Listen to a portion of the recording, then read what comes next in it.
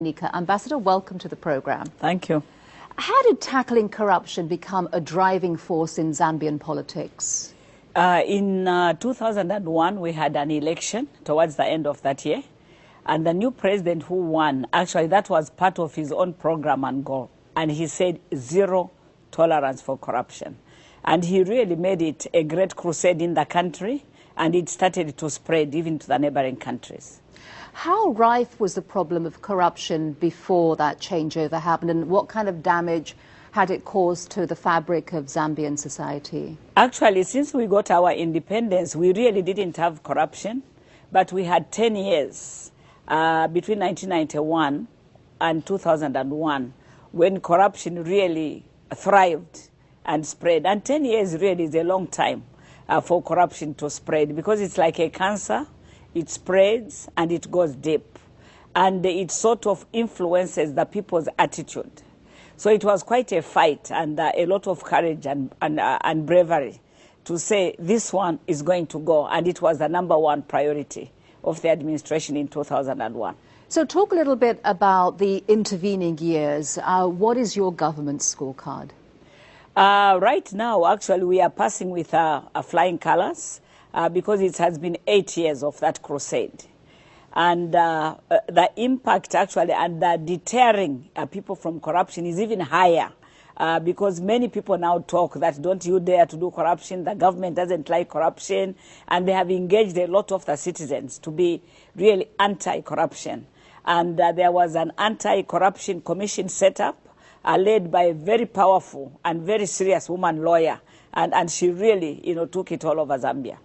Is there a particular measure that you're especially proud of which has resulted in trying to prevent corruption, not so much dealing with the symptoms of it, but trying to deal with the conditions that cause it to flourish? Yes, I think, but I think, let me repeat again, that deterring people from corruption is the greatest achievement.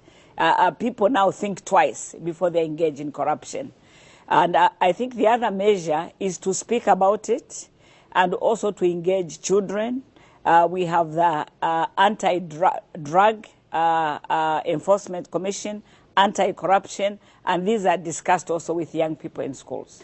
And so that's a preventative measure and sustainable for the next generation. And have most Zambians given it a thumbs up in terms of the policy of zero tolerance, or are the reviews mixed? No. I think the reviews are quite high, especially among ordinary citizens, among the poor, because they have been the most affected by corruption, because the resources don't reach them. So it has gained a lot of support. And I think many people don't like corruption, but a few people who do it, they really damage the country. So it has had a lot of support from taxi drivers, from bus drivers, from ordinary people. So in terms of the number of complaints, can you give us some kind of comparison in terms of how it's fallen, and the complaints that you do get? I mean, are they still around political corruption, or is it other forms of corruption? I think it has spread to other forms of corruption. Because now there are areas where people can write or drop in boxes in the police station, in the places of work, just to watch out for corruption. And many people have been tried in the legal system, even for abuse of authority. And these cases are high profile, and they receive a lot of media attention. So it's sending really a message that there are no sacred cows. If you engage in corruption, you'll be caught. So these are high-level officials, even people in the government or in the civil service, who have been prosecuted and sentenced and dealt with. That's right, and some have been sent to jail. Yeah. And over the past couple of years, you've been supported in your efforts by the Millennium Challenge Corporation. Tell us a little bit about its work, and how did Zambia get picked to be one of its beneficiaries? Okay, the Millennium Challenge Corporation is really an idea that is so exciting and interesting, and it's a novel idea. I don't think it has happened before. Basically, the idea is to eradicate poverty by supporting low-income countries that are already doing well.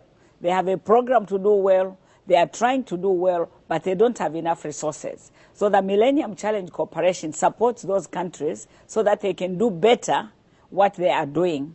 And then the country chooses the areas that bothers them the most, and they work on them. and there are 17 criteria. Among them is investing in your own people, economic freedom. So it's really a program I wish had started a long time ago, but thank God it came.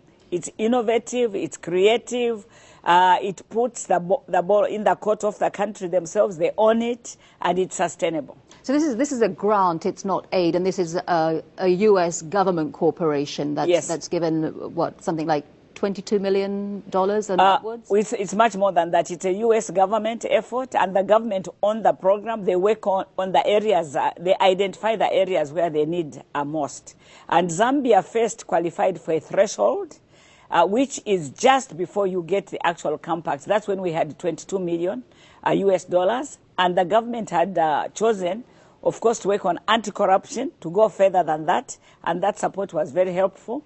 And then the other area was actually the border, the management, because Zambia is a landlocked country, and we have a lot of trade with our neighbors, and we were having problems with trucks coming in, so we worked on the border areas to make it faster, and we have made a lot of gains, about an improvement of over 90% in the trucks coming through Zambia. And what would you say would be the main difference between how this grant money is given compared to the government-to-government aid that has been given to Africa over the last 50 years? Over the last 50 years, the choice was not always in the hands of the country. A government would come and say, we have money for health. So whether the health was your priority or not, because you need the resources, you go towards health. And other people would come and say, we have money for education, and this type of education, and you go in that area. So some of the aid really did not go according to the priority of the country.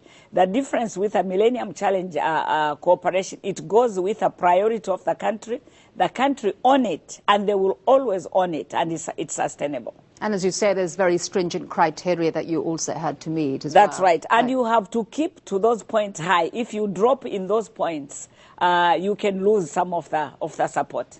I'd like to get your thoughts on a fellow Zambian economist, Dambisa Moyo, who thinks that the government-to-government aid that has traditionally gone to Africa over the last sort of 50 years or so, that it hasn't worked, and that this aid should be cut off within 5 years. Do you think that this type of aid is a problem for Africa? Well, I think she's talking about in the past years, when aid dictated to the government what they should do, and then when most of the people were not involved in the discussion, it was left in a few people. And I think it's too much of a blanket statement, really. I think she's sort of arguing conceptually that the model hasn't achieved what it set out to achieve. Yes, I think it helped the poorest of the poor. Yeah, I think the model of working with a few people in the capital city and a few governments and telling people what areas are going to be supported has not worked. But in many ways, aid really, has worked. And it's not every country that is corrupt. It's not every government that's corrupt. It's not everybody that is corrupt. So you don't have a problem with still pushing for this kind of government-to-government aid? You feel that it has a role and that it does reach the poorest of the poor? And it does. It does. Because it has changed from 50 years ago. I think many people now are talking about consultation. They are talking about the priority of the government. In Zambia, for example, the financial management system is so well done that we have what we call a harmonization program. The donors actually put all their money in one basket, and they follow the Zambian National Development Plan. So it's a very healthy plan. That didn't happen 50 years ago. And talk a little bit about how Zambia's efforts compare, in terms of tackling corruption, how they compare to other parts of Africa. I think Zambia really is leading in the area of anti-corruption because we have had a government that has said there will be zero tolerance of corruption. And they directed energies and resources and the training of personnel to it. And it has spread around the country.